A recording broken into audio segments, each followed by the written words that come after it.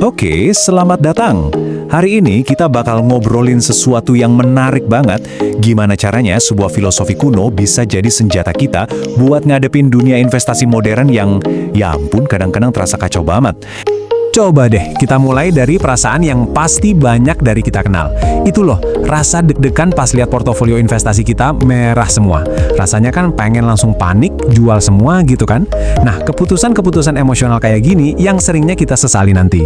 Ternyata, rasa cemas modern gara-gara overthinking ini bukan hal baru loh. Dan lucunya, solusinya bukan dari aplikasi canggih, tapi justru dari sesuatu yang umurnya udah lebih dari 2000 tahun. Jauh banget kan, dari zaman Yunani kuno. Yup, yang kita omongin ini adalah Stoicisme. Filosofi ini sering disebut filosofi teras karena lahirnya dari obrolan-obrolan di teras berpilar atau stoa di Yunani. Intinya, filosofi ini ngajarin kita cara pakai nalar, biar hati dan pikiran jadi lebih tenang. Jadi, kalau mau disederhanain, Stoikisme itu kayak semacam sistem operasi buat pikiran kita. Fungsinya buat ngelawan rasa cemas, marah, atau pikiran yang muter-muter terus. Caranya? Dengan fokus pada satu hal, kekuatan nalar kita sendiri. Oke, sekarang kita masuk ke bagian intinya. Alat paling keren dari Stoicisme itu idenya simple banget, tapi dampaknya luar biasa. Namanya dikotomi kendali. Nah, para penganut Stoa ini ngajak kita mikir, kenapa sih kita buang-buang energi buat mikirin hal-hal yang sama sekali nggak bisa kita kontrol? Coba lihat daftarnya, panjang banget kan? Opini orang lain, kondisi ekonomi, cuaca, bahkan masa lalu. Bikin stres doang. Padahal, hal yang benar-benar ada dalam kendali kita, itu daftarnya pendek banget. Cuma penilaian, tindakan, dan keputusan kita sendiri. Eits, jangan salah sangka dulu, ini penting banget. Stoikisme itu bukan berarti jadi pasif atau cuek ya. Justru sebaliknya, ini soal gimana kita mengerahkan semua tenaga kita, 200% bahkan, ke hal-hal yang bisa kita kontrol, dan belajar ikhlas menerima sisanya. Oke, keren sih filosofinya. Tapi gimana cara nerapinya ke investasi? Nah, ini dia. Mari kita hubungkan konsep kuno ini langsung ke portofolio kita. Dunia keuangan itu kan contoh paling pas buat prinsip ini.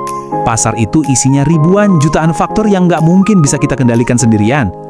Banyak banget investor jadi cemas karena mereka berusaha mengendalikan sesuatu yang emang mustahil buat dikendalikan. Nah, coba lihat perbandingannya.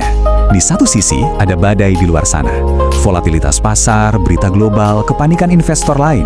Ini semua di luar kendali kita. Tapi di sisi lain ada hal-hal yang sepenuhnya ada di tangan kita. Riset kita sendiri, profil risiko yang kita tentukan, tujuan jangka panjang kita, dan yang paling penting, kapan kita memutuskan buat beli atau jual.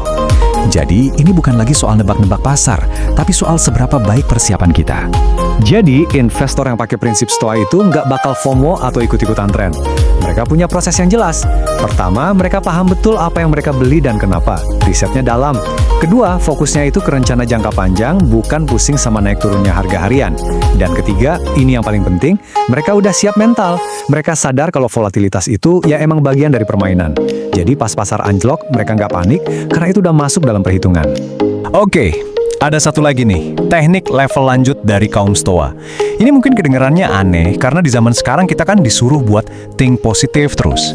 Teknik ini namanya premeditatio malorum, atau gampangnya mempersiapkan diri untuk hal buruk. Jadi bukannya cuma mikirin yang bagus-bagus, mereka justru sengaja mikirin apa aja yang bisa salah. Tujuannya bukan buat jadi pesimis, tapi justru sebaliknya, buat persiapan. Kenapa kok malah mikirin yang buruk? Ada dua manfaatnya. Pertama, ini bikin kita bisa nyiapin rencana darurat. Jadi kalau yang buruk beneran terjadi, kita nggak panik karena udah ada backup plan. Nah, manfaat kedua, kalau ternyata skenario terburuk itu nggak terjadi, wah, kita bakal ngerasa lega dan bersyukur banget. Jadi apapun hasilnya, kita menang secara mental. Keren kan? Contoh gampangnya gini deh, kamu punya janji penting di luar kota. Daripada ngejadwalin mepet sama waktu mendarat pesawat, kamu kasih jeda sehari atau 2 hari. Kalau pesawatnya delay, aman, jadwalmu nggak berantakan. Kalau pesawatnya tepat waktu, malah enak, kamu punya waktu ekstra buat santai. Ini persis kayak membangun dana darurat untuk ketidakpastian dalam hidup. Nah, dari semua ini, ada satu poin penting banget yang perlu kita tangkap. Pola pikir Stoa ini sebetulnya mengubah tujuan akhir kita dalam berinvestasi.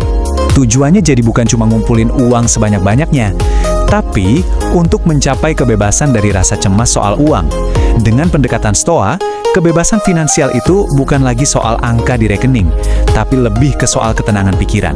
Bisa tidur nyenyak di malam hari, nggak peduli IHSG lagi hijau atau merah. Karena pada akhirnya, uang itu buat apa sih? Buat beli pilihan. Makin banyak uang, makin banyak pilihan yang kita punya, dan disitulah letak kebebasan yang sesungguhnya. Kebebasan buat milih mau ngapain dengan hidup kita, tanpa didorong rasa takut atau terpaksa. Nah, ini jadi bahan renungan buat kita semua. Apa sih arti kebebasan finansial yang sejati buat kamu? Mungkin jawabannya bukan sekedar soal angka, tapi soal seberapa baik kita bisa mengelola satu-satunya hal yang benar-benar bisa kita kendalikan, diri kita sendiri.